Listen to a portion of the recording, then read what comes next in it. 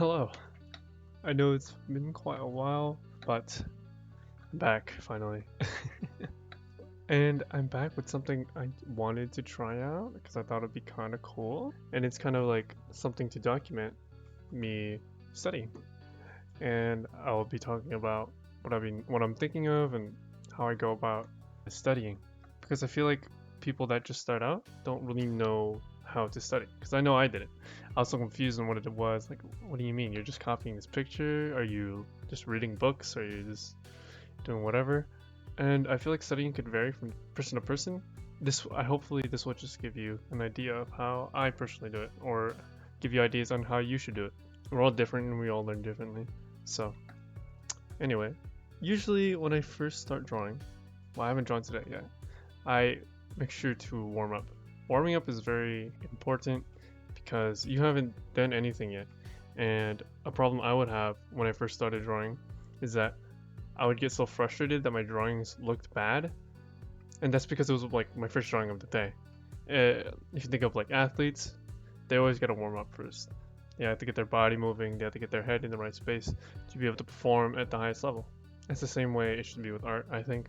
And for me personally, it's helped me a lot with doing personal work and being satisfied with it. Just warming up and get those first few bad drawings out of the way. So anyway, I'm just gonna be drawing things I find on Pinterest. It's actually just gonna be up on my other monitor, so you're not gonna see the ref. But and warm-ups, they could be really whatever. Right now, I'm just gonna do a few gestures, and they don't need to be perfect. Again, these are warm-ups. These aren't meant to look good, right? They'll look good occasionally, right? Maybe you'll like them. Uh, maybe you'll just hate them, and that's okay. These are just for you to get your head in the right spot before doing really anything too complicated. Nowhere, no one ever said that a warm-up has to look good. I feel like there's this thing that goes around where people look at other people's sketches or warm-ups, go like, "Wow, that's so good," and they try to copy it, and they get disappointed because it doesn't look as good as theirs. They try to copy how good theirs are instead of copying why they did it in the first place. They look at other people's sketchbooks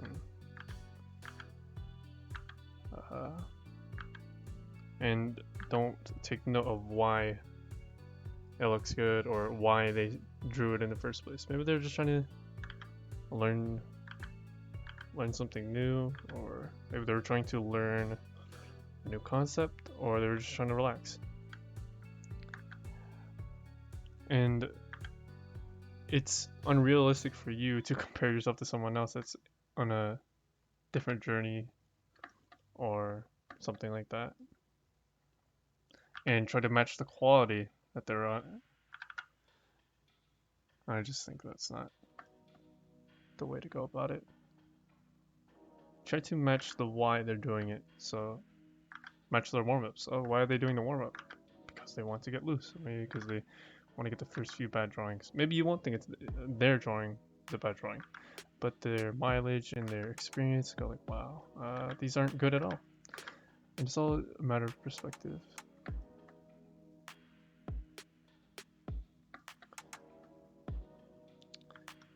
So yeah, hopefully that made sense. I'm not sure if it did, but that's something that just popped into my mind. So yeah, here I'm kind of doing like a gesture slash form study. Nothing crazy. Try not to worry about what it looks like too much. Put that one's out of the way. Again, I'm not worrying about it. Does it look good? It's not my best drawing. Is it great? No. Is it bad? Do I think it's bad? No. Do you think it's great? Maybe. But that isn't really the goal. It isn't to impress people. It's to, again, get myself loose. Not to make something look good.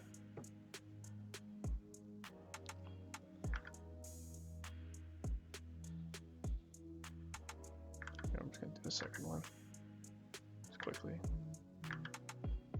Sorry if you could hear my phone ringing.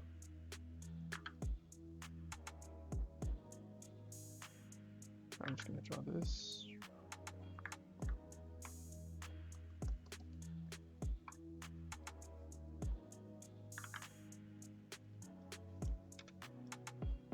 I bought one of those drawing glove things, and honestly, I don't know why I didn't buy it sooner. It allows my hand to glide across the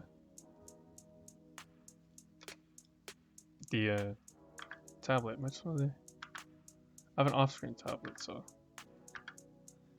I don't know. Well, I guess it's the same if you have on-screen, but the tablet gets really oily, and when I drag my hand across, it like creates friction, so I can't use my whole arm. So yeah, I thought they were kind of weird. I was like, why would I need this? But now I know.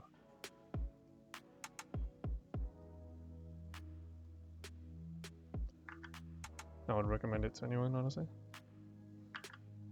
Anyway, I'm just gonna try to finish this up.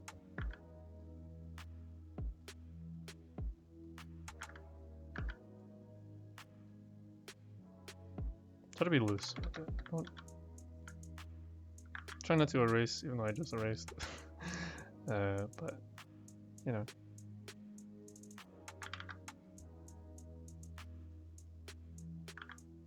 It's not gonna be my best drawing, but so it's gonna allow me to get closer to my good drawing. It's a lot more bad drawings than good drawings, I feel. Everyone has. It takes a lot of bad drawings to get to the good ones. And you have to be okay with that. Yeah. Are you willing to work through the bad? And if you're not, then I think your mindset is off.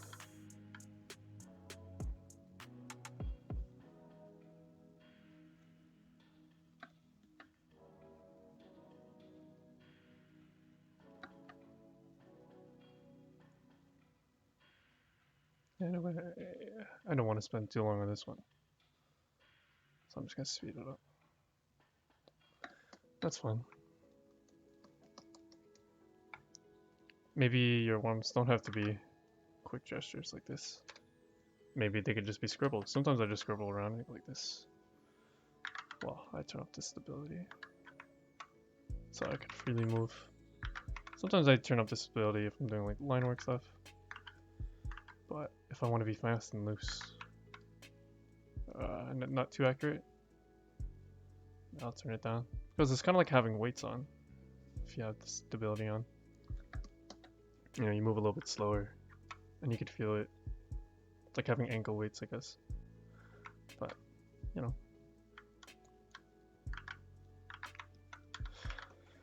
I know Cynics, he draws like spirals.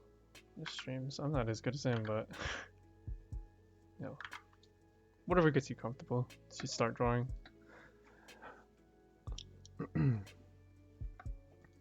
Okay, now I think I am ready to get going. You know, as someone that is a bit more experienced, or you know, I'm not the most experienced person, I'm not the best artist, but I'm just trying. You know, I'm trying my best to help, but maybe you need to warm up for longer. Maybe your warm up takes like 30 minutes. Maybe your warm up takes an hour. That's okay. You know, we're all different. Don't compare yourself to how others are performing. You know, faster doesn't always mean better. Maybe I didn't warm up enough and I'm about to figure it out. So I'm gonna start studying. So before I do anything, I'm gonna try to think of what do I need to work on. And I need to be very specific on what I'm gonna work on. So I know my perspective stuff is just everywhere. It's just not as good. So I have found references, or a reference of TV Choi. I've already thought about all this before I started it, so it's all clean. Of TV Choi's on these drawings. And what I'm struggling with is perspective. And what I really liked about these drawings are the perspective. So I've identified what I need to work on. And the more specific perspective, and the more specific I could get on what I need to work on, the better. because it's easier to isolate things rather than to encapsulate everything and try to learn it all at once. And maybe I could get even more specific. Maybe I'm struggling with 3-point perspective, it's just called 3PP, I guess, and 3-point perspective with figures. Oh, like, okay. Now I try to think about, try to be very self-critical with trying to identify your problems. I know, okay, why am I struggling with 3-point perspective with figures? Maybe because maybe the forms, maybe I'm not able to fully understand the forms that these are made out of. And I know that's my problem because when I try to draw it, that's what I'm struggling with. So I identified the problem I'm having. And I hope to do more of these where I'm not just working on perspective. Maybe I'm working on color next time. Maybe I'm working on specific anatomy. So 3-point perspective with the forms. Okay, now I have a set goal in mind, and this is what I'm needing to learn. This is why I always having specific things to work on is always why I preach learn slowly to learn faster, because you want to isolate things one by one. It feels like it should be taking longer to learn the same concepts. In reality, you're actually going much faster because it takes much longer to learn everything at once than one thing at a time. Try to just focus on one thing at a time. Don't try to like jump between multiple subjects or topics. Maybe tomorrow I'll stay, not maybe, tomorrow I know I will stay within perspective. And then maybe 2 weeks from now, that's when I'll switch. Okay, now I want to work on anatomy. Or maybe a week later, maybe I'll work on specific features like the nose, mouth, eyes specifically. Character design maybe. And also have multiple references.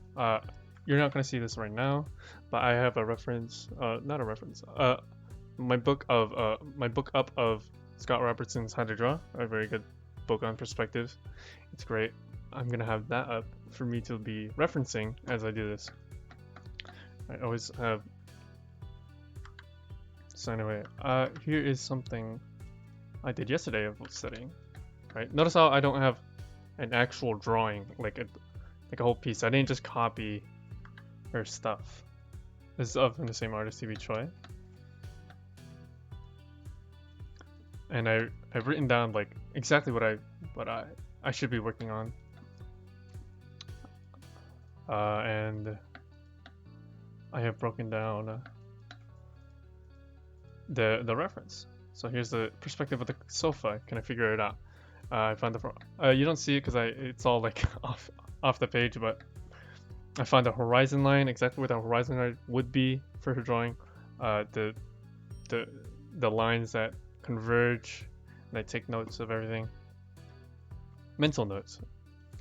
And then I found the perspective of her body in a more simple way, right?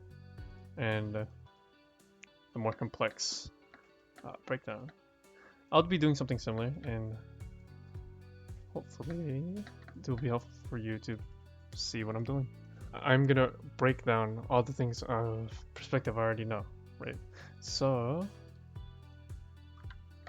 what do I already know from this image specifically, right? So I'm gonna just drop the opacity. Usually when I start off trying to understand perspective, so I try to find the horizon line. Where would the horizon line be in this image? Well, I know I'm looking up at her extreme from all the way up here. The stuff up here I'm looking up at. That's the way to put it. And the stuff down here, right about there, is when I start looking down, because I can see the top of her feet here. So I would assume that the horizon line is around here, because everything else I start looking up at, right? And in perspective, anything that's above the horizon line, you're starting to look up at. And I know this is in 3-point perspective. How? Because everything is converging from this, from down here all the way up there, right? So, how can I break? Now I'm asking myself, how can I break this down? How can I understand it fundamentally? Now I know her. I know from previous studies. I know that the body can be broken up into two sections: uh, box, or not or, and another one. And of course, I've already learned my proportions, where I know the relative sizes of this and this. I'll be honest, I don't remember exactly what it is, but I've gotten the feeling of it. I feel like maybe that's the next thing I need to work on, maybe my proportions. If that ends up being a problem, then I know what to work on the next day. Okay. So how do I take this already known knowledge and put it into here? So now I'm gonna try to break it down and think of, if there was a box here, how can I put it in relationship to my horizon line? Or how can I make it make sense with my horizon line? Let's actually move all of these here, so I have more space. Okay. So if I have this, look at her shoulder, like what would be the angle of her shoulders? Something like this. I know though she's a female figure, so this would actually be tapering. This, of course, not everyone's built like this. Everyone has different body shapes and sizes. But specifically for this person, it will be like this. Now, I could find the bottom part. Look at how she did that. I really enjoy looking at the subtleties. Like, look at this bend right here. Like, you go like, oh, it's, what is that? Like, how do you know? Oh, I know exactly how she knew. I'm trying to tap into exactly what she was thinking when she was drawing this. Maybe what was she thinking subconsciously? Maybe she didn't even know she did this. But I feel like this is something good for me to take note of. Right. So these two lines, because they're in the same horizontal, or it should be in the same horizontal, they would be converging to one line. And because it's so high up in the perspective,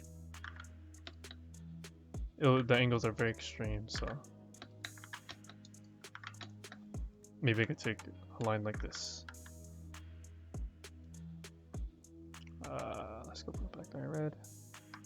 Maybe I could take a line like this and go like, where did you put that?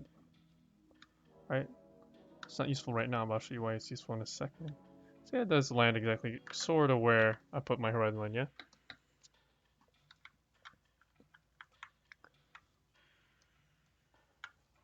And I know from Scott Robertson's book, well, I don't have the page open right now, because it's tapered, I could think about it a little bit differently. So the way you think of things that are tapered in perspective, you just think of it as a bigger box.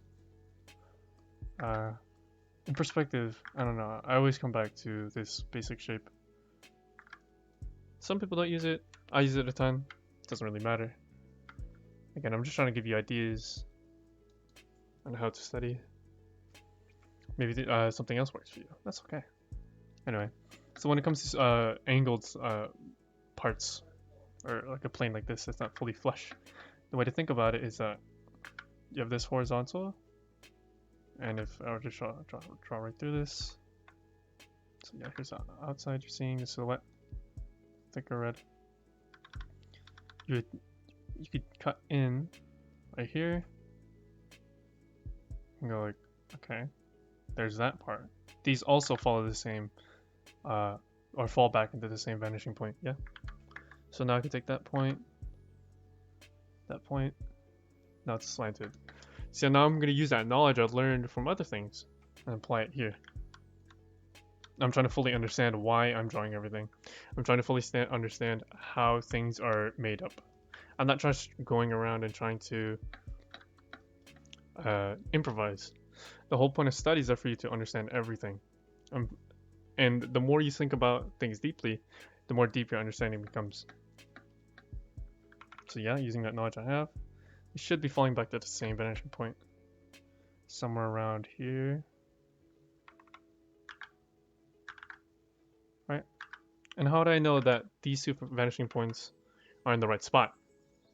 It's because if I were to essentially shrink this whole thing down, let's have more space. If I were to go like this, right? Let's say this is where I'm standing. It's kind of like more of like a top-down view. So if this was my subject, this is me, and this is where I'm looking, and I'm assuming that the angle of the lens is like 90 degrees, right? Let's just say that.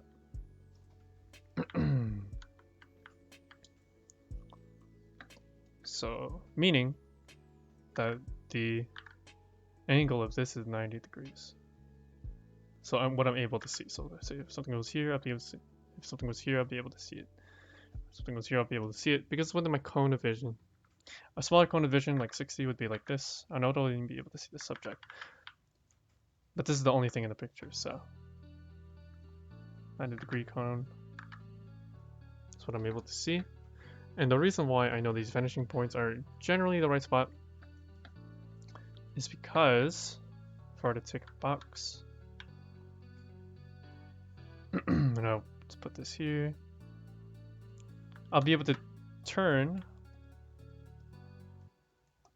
this 90-degree thing like this, and it'd be able to match up with these parallels. That's from top view. So how does that apply to my three-dimensional view here? So if I were to draw myself here, say this is my 90-degree cone, right? And I'm looking at her here. I should be able to turn these generally. Turn this roughly into where they should be, yeah? So there, I'm a little bit off, but that's okay.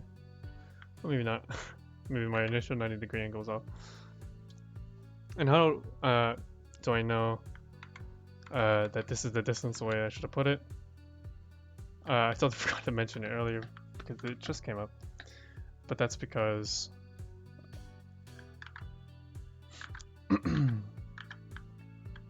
if I were to draw something, the 90-degree cone of vision, the picture would usually follow this.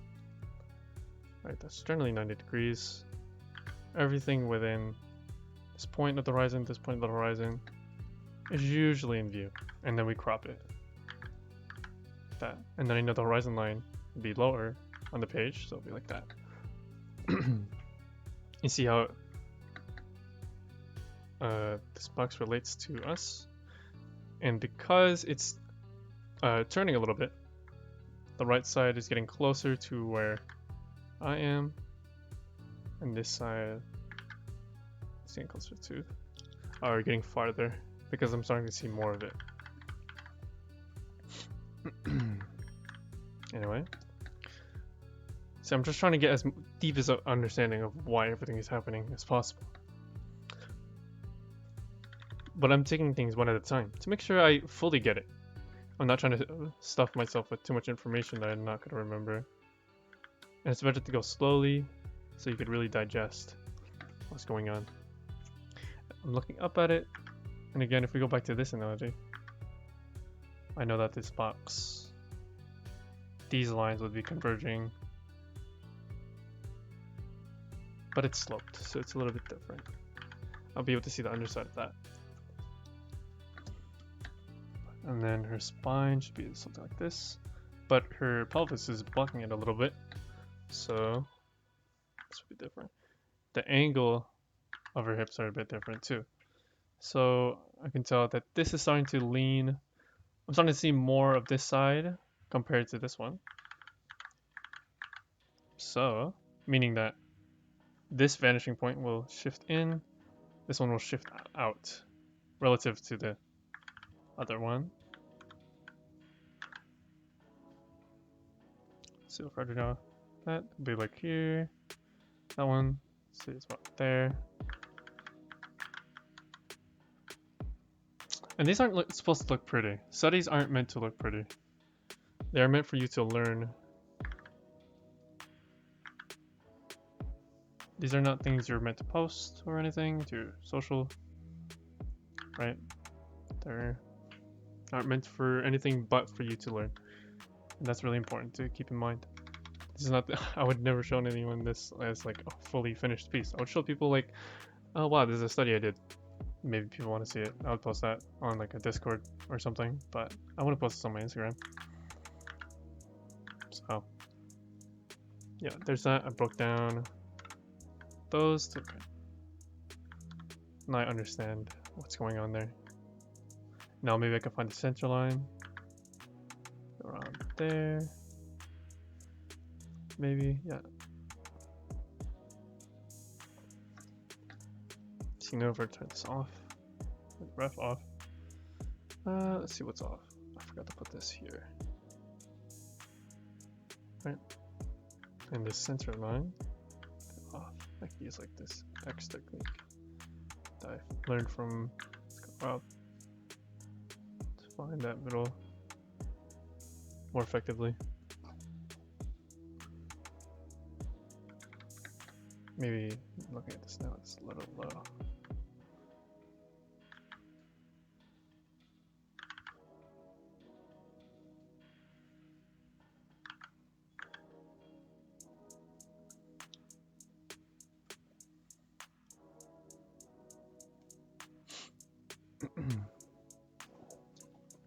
Now I know the head is connected also. So take this here. Ooh. Drawing on the wall there. Take this. I know the head is connected. And it could also be represented with a box. Sometimes I do it with a cylinder. A majority of the time I actually do it with a cylinder. Now here I actually think that's much better here. I still think I did it a little bit too low. Being a little scared with it. There's no need for that.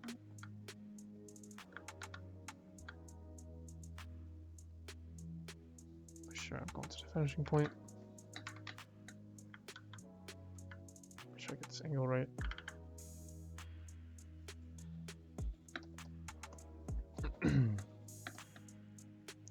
Head should be something like this. And because I'm looking up at it,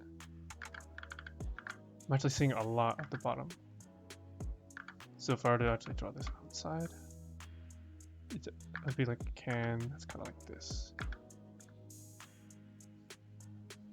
I see a lot of that bottom plane. Like you can see the bottom of her nose, and she drew that very well. It looks very natural.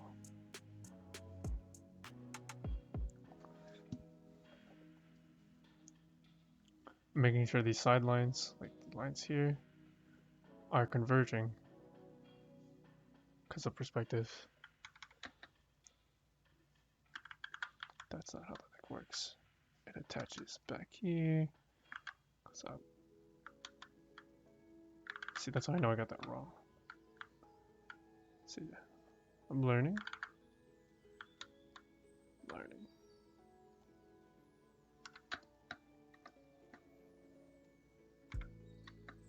See, now I can see it's a little bit off right here.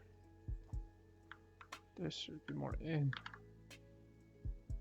There you go. That felt better. Yeah, I could tell. That's what you drew here, and I totally ignored it. That feels better.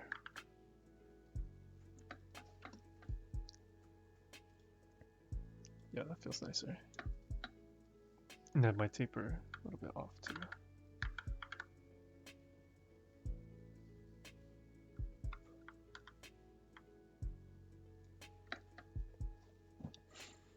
Now the shoulder joints how does this connect? It's a little bit tougher because she has these big things on her shoulders, but that's okay.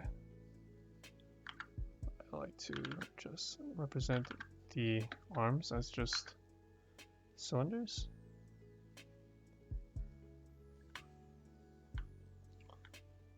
And because these are so wildly different in their angle, it's actually much more difficult to relate it back to your horizon line, because when things change angle a lot, they're, what is that?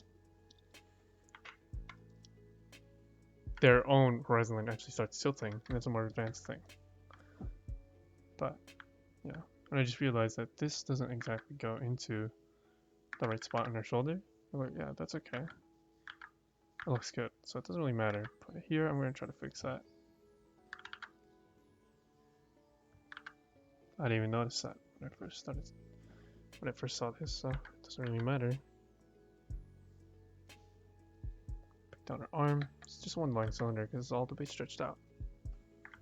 And I know that these are facing up because I'm actually looking up at these. Or maybe, yeah, she also hinted it right here at this part of her costume. So I'm gonna just trust the master I'm studying from for my information. But yeah, okay. These arms can be simplified as tubes. That's really nice. So I'm gonna take a second to digest what I've already done. Like, oh, okay. I know. I'm gonna take notes. Like, okay. So the hips are this general shape in hers. Okay. This is how it is.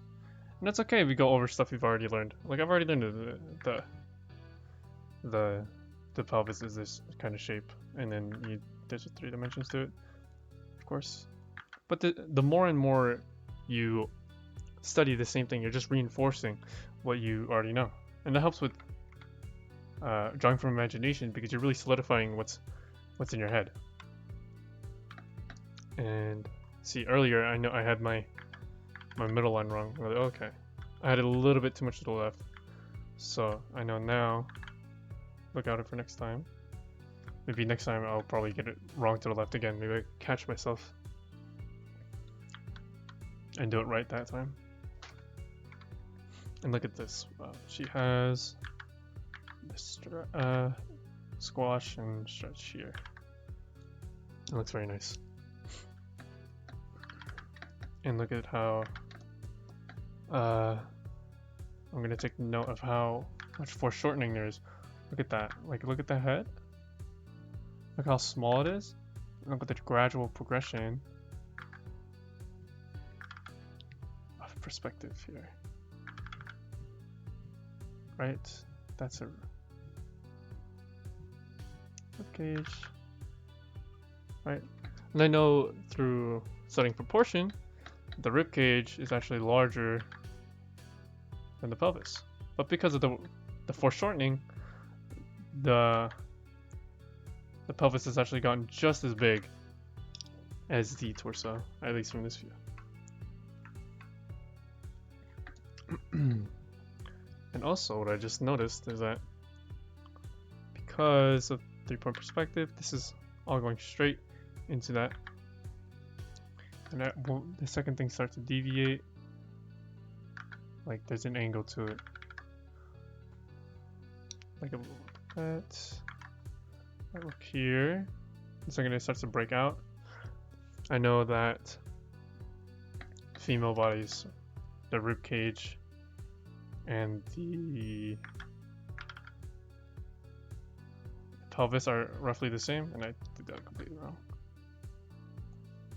I like the same, but because it's in foreshortening,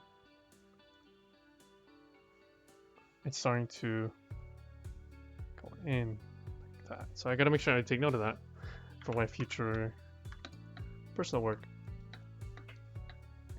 See, again, this is not the most prettiest thing ever, but you know, this is how you study.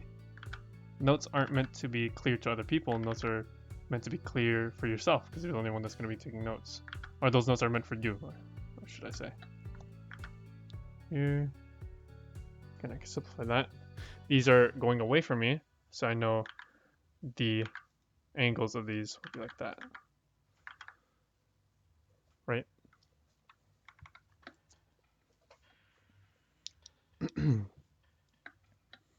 Now, I have this form here. Yeah, the limbs could be simplified into just cylinders, and that's what I prefer to simplify them as. Right. Now I'm thinking of how this connection is working to the leg, because that's somewhere I know I struggle with, because it's such a ever-changing spot in the body. So building up the visual library of how things connect from different angles is really helpful for me. It's like this. It kind of like connects from here, like the side. Like if this was the side of the pelvis, right? This is the side. That's where the leg comes from. And then here's the behind. And it connects like that. Right? That's how I think of it. Again, maybe you'll think of it differently. That's just how I like to do it. So from here, down.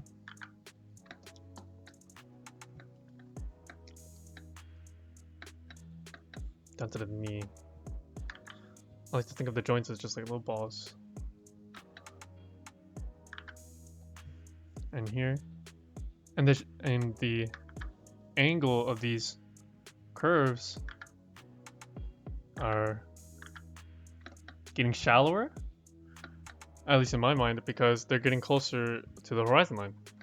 As things get higher away or farther away from it, they start to, you know, bend even more and more. So, and right when it's right here, it's perfectly straight because that's where the horizon line is. Right? This is wrong.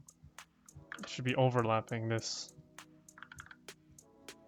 Overlap is very important when it comes to foreshortening because it's what allows for things to look like they're moving back and how they're taking up space. That's something I've learned in the past, so I've made sure to always remember it because I would always forget. Like I did just right there. You know, I'm not perfect, so gotta make sure. I know this ellipse is like this because if this was going back into perspective, this would be the line it must follow. So if you have an ellipse and you don't know how to draw it, like what angle should I be drawing it at? Let's find the perspective of it. So if it's on like this type of plane, right? And the vanishing point's like here. Ellipses also have their own vanishing point. So the way I know that it should be like this is because it should be vanishing like that. So the ellipse should be following the shortest axis. The shortest axis of the ellipse should be like that. Right? So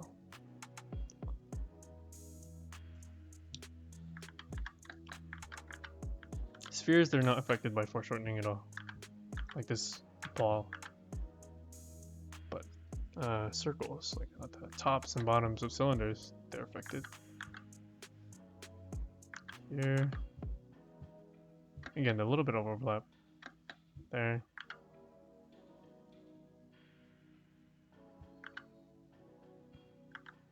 And the second it crosses the bottom of the horizon line, you're starting to look down at it. That's why that ellipse is facing that way.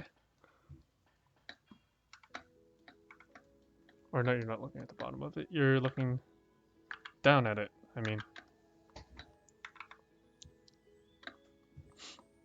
You're seeing to see the top. What is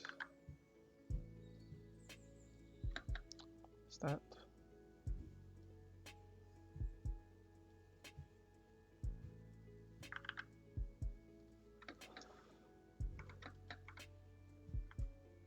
only reason why you could see this ellipse is facing that way, because if I were to draw a cylinder like this, falling back into space.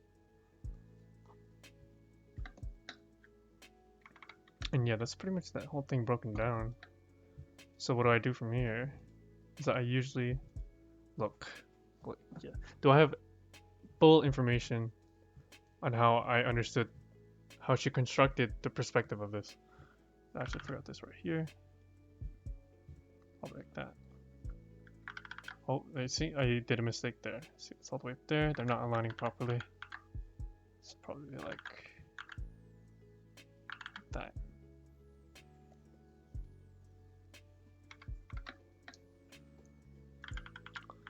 Right, so now I'm looking at it, and it's something again it's important to know is the foreshortening. Like this is how you get proportions in perspective, right? So maybe first I'll do it like this. Let's do this in this magenta. If I were to put this thing in a box, how would that look? Something like this, right? And these lines are converging to a vanishing point. So as these ones, where'd that land? Probably somewhere around here, right? But the thing I mentioned at the beginning of knowing where to put the vanishing points, that's become intuitive for me because I've done it so many times, and I've done it the slow way so many times where I find a point and I go like, oh, 90 degrees. That's my 90-degree field of view. So that's where everything's going to be seen if it was at 90 degrees.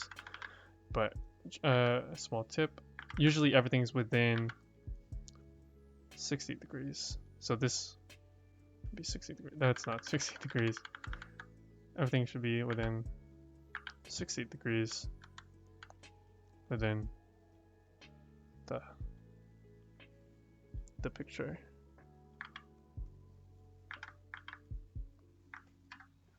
Again, you can get more in-depth with that if I'm bad at explaining it. Just pick up Scott Robertson's How to Draw, and it's in like chapter 1 or 2, I forgot. But very helpful stuff. Maybe chapter 3, I don't know, I don't remember. But, you know. There's that. And now I could actually find a midpoint using the X technique that I learned from Scott. And these are following here. Here. I know that this line should be like that. Right? So now I found a midpoint. Ooh. See, now I know I got this box wrong. Why? Because it's not aligning with her pelvis. So how do I correct that? Or how do I know that? It's because if you get proportions of the body, halfway is where the pelvis would go, or the bottom of the pelvis would be, yeah? So let's try that again. I should put this on a different layer.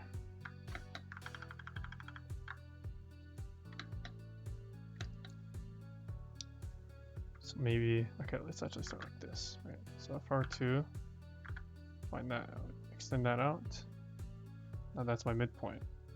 I could find this, and again, I'll make sure vanishing points are okay.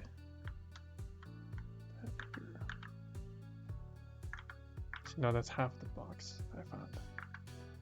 Now I could duplicate that. It's incorrect. I feel it should be around here.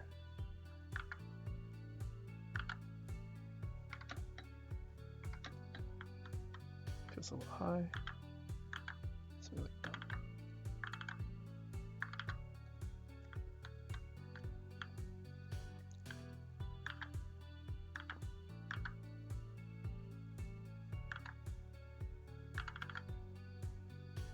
Yeah, because you're looking so far up.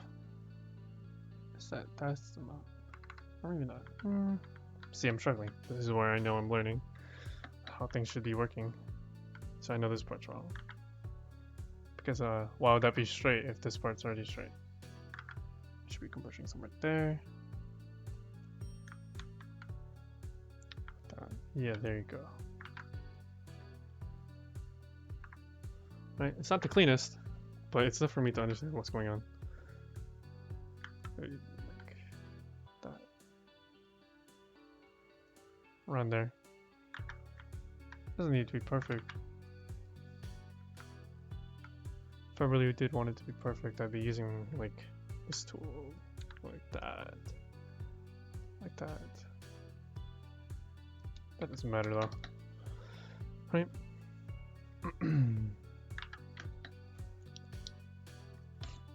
I fully understand the like why this is or how this is constructed. Maybe I'll find more proportional landmarks like this. If this is halfway, I know halfway up. I can't use that. Halfway up, that should be where her chest is, and that's really where it is. Like here, that's the top of the head. And then I know halfway, that's where her knees should be, and yeah, that's pretty much right.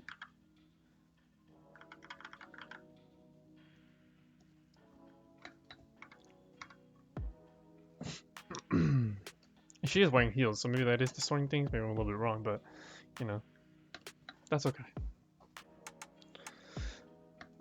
Now, another thing I could take note of. I already showed this earlier, but I have more details to look at. Maybe this here. That's the top of her head. The bottom of her feet. I wanted to look at the difference. That's where her pelvis is, the halfway mark. That's where the top of the pelvis. That's where the top of the shoulders are, and that's where her head is. Look at how different, how skewed it is because of the perspective. This is where her chin would be, right? Look at where the knees are. That's not how we're taught the normal proportions, but these are right because again they're in perspective. That's good to take note of. Like I usually am scared to push things like that. Like especially as a beginner, you have a tendency to stretch these out, or stretch these proportions out. Like you would want to fight the foreshortening because it doesn't feel right. But you got to get used to that. And yeah, see, it's not the prettiest thing, but you know, I've learned a lot from doing this, and I've added a lot to my visual library. So yeah. Thank you for enjoying, and hopefully you learned something. I hope so. Because this video would be a waste for me to make if I didn't teach it well. So, or I didn't explain things well. So yeah, I never know how to end these off. So.